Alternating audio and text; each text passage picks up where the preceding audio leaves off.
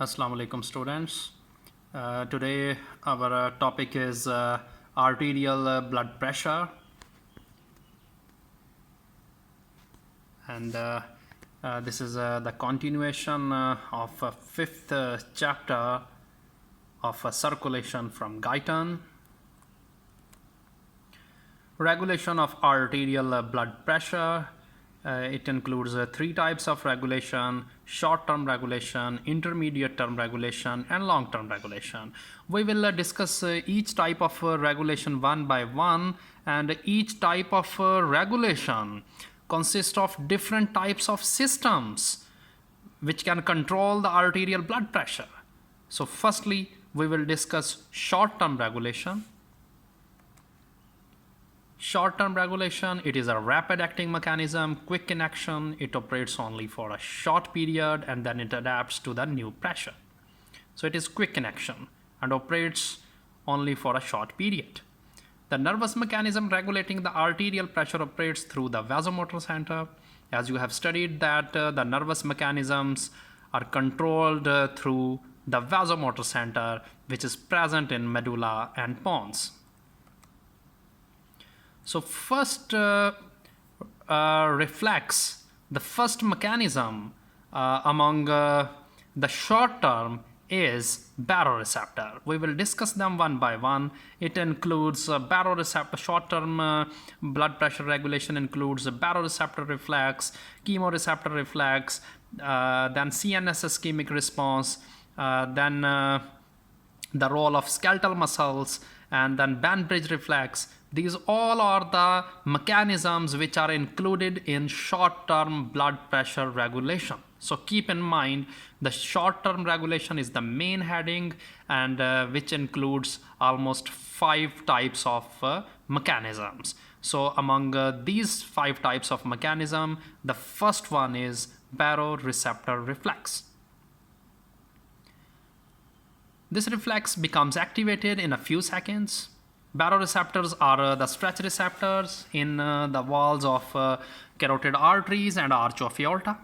You can see here the baroreceptors, aortic arch baroreceptors in blue dot at the arch of aorta, and the carotid sinus baroreceptors in the carotid artery.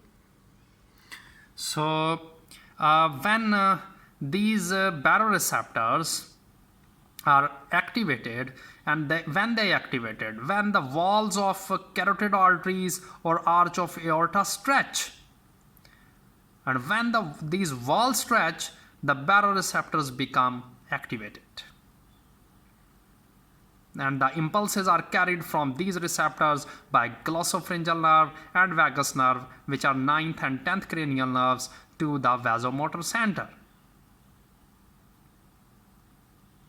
So the signals, the vasoconstrictor signals, when they are dilated, when the vessels are stretched, these stretched signals are taken up by the glossopharyngeal nerve and vagus nerve to the vasomotor center. And you know that the vasomotor center consists of 3 parts: vasoconstrictor, vasodilator, and sensory part. This is the slide of previous lecture.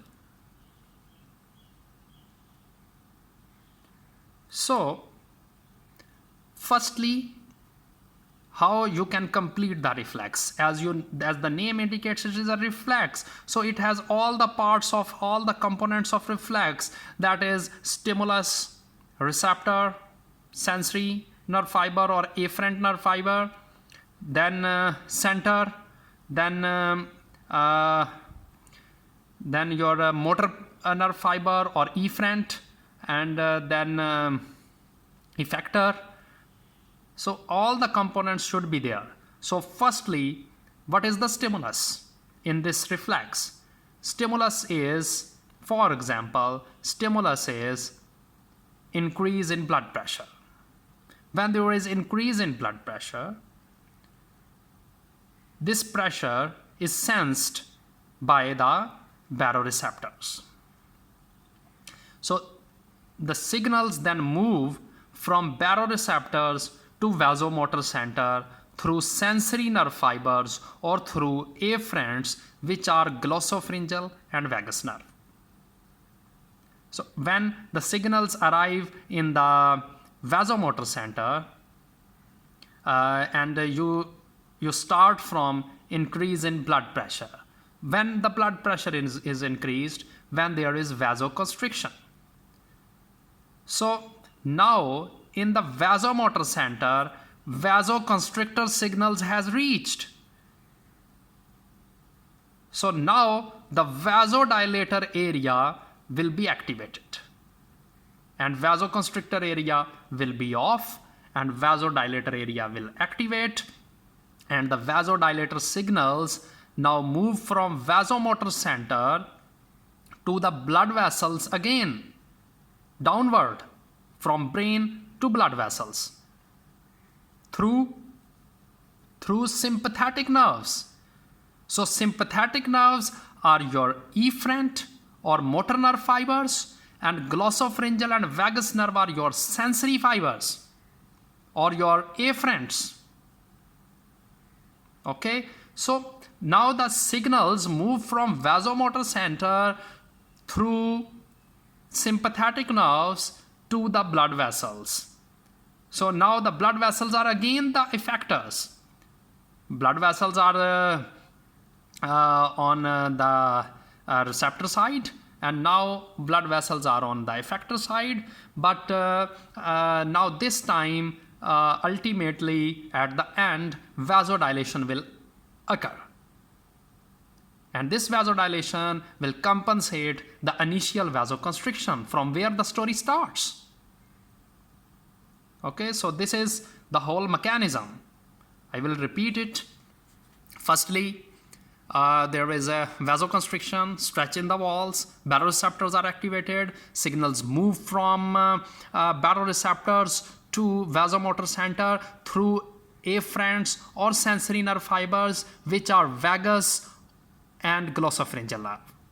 And then in the vasomotor center, vasodilator area will be activated while vasoconstrictor area will be off.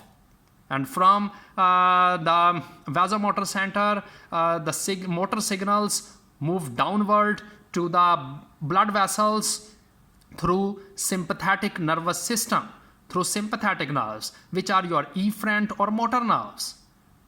And ultimately, the vasodilation of the blood vessels occur, which compensate the initial vasoconstriction.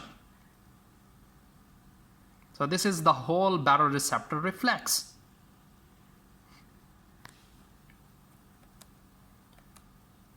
Baroreceptor remains stimulated when mean blood pressure is between 6 to 210 millimeter of mercury, and this is the range in which the baroreceptor will work. Baroreceptor undergo adaptation in 24 to 48 hours when change in blood pressure is persistent. They also maintain blood pressure during posture changes. How it maintain the blood pressure during posture changes? You can see in this slide. Negative feedback control of blood pressure by baroreceptor reflex.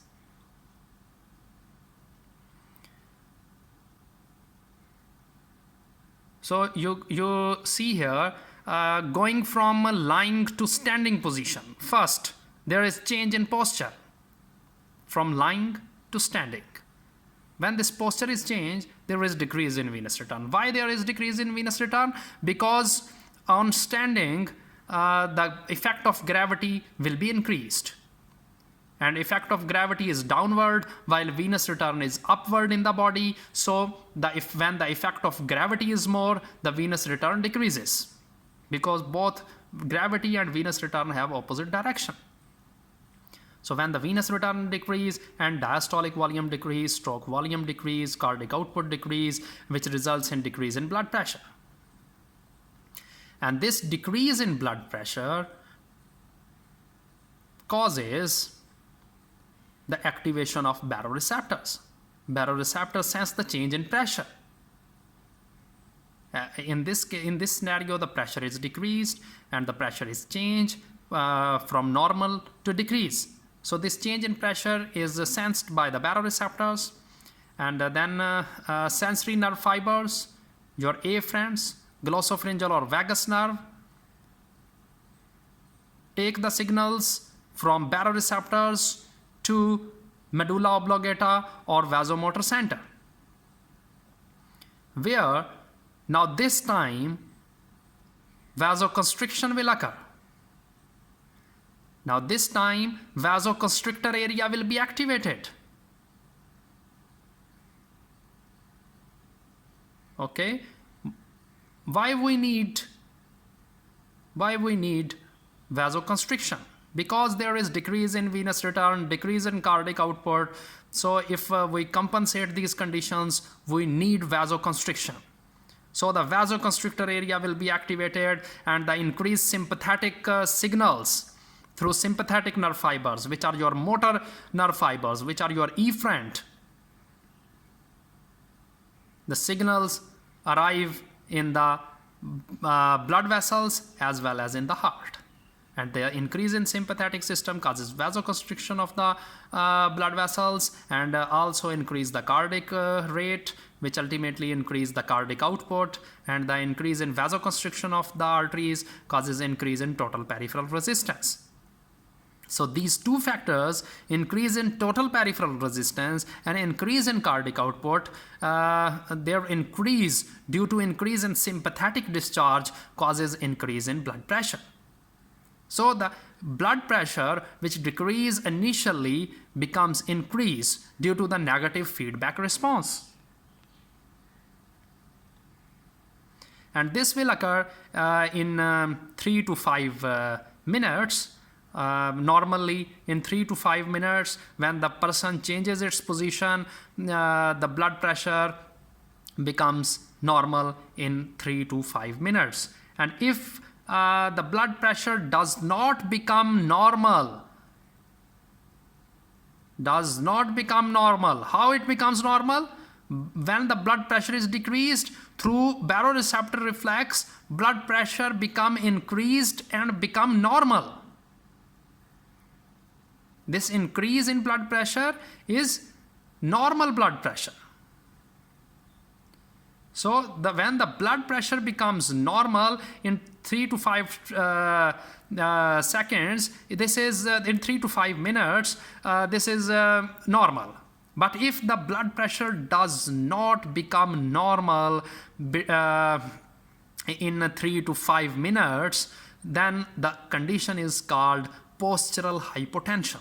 This is very important. So remember what is postural hypotension. So if the blood pressure does not become normal on changing the posture within 3 to 5 minutes, this is called postural hypotension. And postural hypotension means that the person cannot maintain its balance due to decrease in blood pressure. Because the blood pressure remain decreased, it does not become normal by increasing the blood pressure through baroreceptor reflex, because the baroreceptor reflex is not working. Okay, so in postural hypotension, the baroreceptor reflex is not working, and the decreased blood pressure remain decreased. Why blood pressure is decreased? Due to change in posture. So it should be increased and become normal within 3 to 5 minutes. So this is all about the baroreceptor reflex.